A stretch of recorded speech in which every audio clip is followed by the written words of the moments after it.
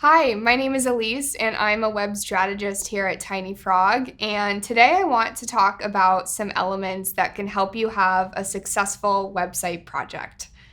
So, you're ready to get started on that new website, whether it's your first website or a redesign of an existing one. The project is always really fun and exciting, but there's a few things that you should have in place before you choose a web partner or dive headfirst into the project. The first thing you want to ensure is that you have all of your branding in place. Yes, a web designer can help you with your colors, your fonts, and your images, but you should still have a pretty clear idea of your overall brand identity as a company. Are you casual and fun or more professional and sophisticated? Having this in mind as you go into a web design project is really helpful and makes things a lot more efficient. To help you decide what route you want to go with your design, look at some other websites both in and outside of your industry and make note of the items that you really like and any items that you would prefer to avoid on your own website. This is going to give your team and your design team a really nice foundation as you dive into the design elements of your new site. The next thing you want is to understand the purpose and functionality of your website. For example, if you sell products, you need to set your website up as an e-commerce platform. Or maybe you have a lot of educational resources and you need to set up some functionality to share a lot of articles or blogs, podcasts, or videos. Having an idea of the functionality that you need to implement on your website is really important because you want to make sure that you're choosing a team with the capabilities to actually implement this functionality for you.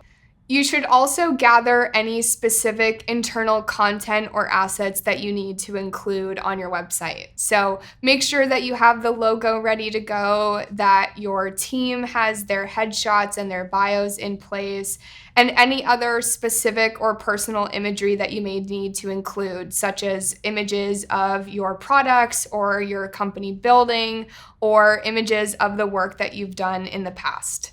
All of that's also really helpful for your design team since they can have it all ready to go and work around what you need to include rather than waiting to add that content and potentially delaying the process. You also want to make sure that you have your internal team in place. There is such a thing as too many cooks in the kitchen when it comes to a website project. And so choose 2 to 3 key decision makers who will be involved throughout the process and be the key point person between your team and the design team. This makes it a lot easier so you're not dealing with competing schedules or differing opinions on the design or the layout of the website, which can help things move forward a lot easier. As you look for a web partner, you should be assessing the experience that they have, the people that are on their team, and whether or not there's any specialties that they bring to the table that could be helpful for your project. Not every web partner is the same, and so you want to make sure that you're choosing someone that has the strategic background, the design background, and the development skills that you need in order to create a successful website. If you're ready to get started and you're curious about our team, we're happy to have a call with you and talk through your next website project.